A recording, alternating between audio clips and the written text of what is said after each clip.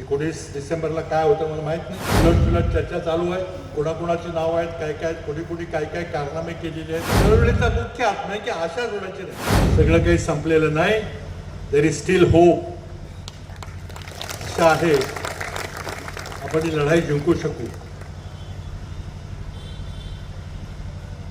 उद्या काय काय घडेल मला माहित नाही. जगात बरंच काही चाललेलं आहे. मध्यंतरी मी एक छोटासा ट्विट केला, खूप गाजला.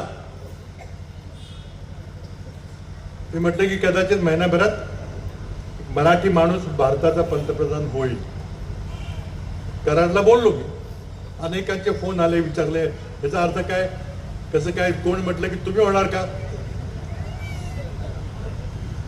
कारण कोणाला माझी पार्श्वभूमी माहीत नव्हती. आता मराठी माणूस पंतप्रधान व्हायचा झालं तर आत्ता बसला माणूस त्याला बाजूला गेलं पाहिजे. म्हणून आधी मी अधोरेखित केलं की नाव न घेता बहुतेक बदल घडण्याची शक्यता मला दिसते. आणि जर बदल घडला तर काँग्रेसचा काही पंतप्रधान होणार नाही, कारण आमच्याकडे बहुमत नाही. तर मग होणार हीच लोक, पण त्यांचा मग कोणताही दुसरा माणूस येईल, कदाचित मराठी माणूस येईल असा माझा संदर्भ होता. माझा इशारा होता 19 डिसेंबरला. कारण 19 डिसेंबरला अमेरिकेत संसदेने कायदा केलेला आहे.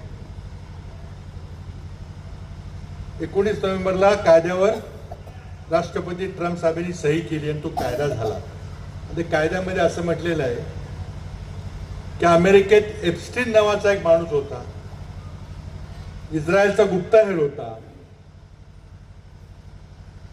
त्यानं जो धुमाकूळ घातलेला आहे अमेरिकेमध्ये, त्याचा पर्दाफाश होणार आहे. तो आपल्या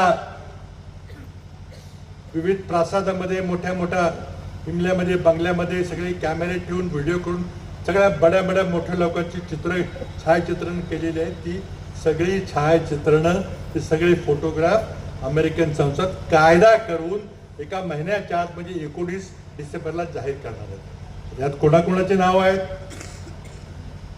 सोशल मीडियावर काही नावं चालू आहेत का मला माहित नाही. पण आजच 75,000 फोटोग्राफ पब्लिश झालेले आहेत.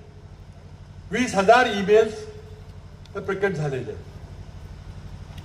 आणि त्यामध्ये अमेरिकन संसदेने सांगितले की हा डाउनलोडेबल डेटा पाहिजे, हा सर्च करता आला पाहिजे. निवडणूक आयोग ज्याप्रमाणे मतदार याद्या कम्प्युटरवर आपल्याला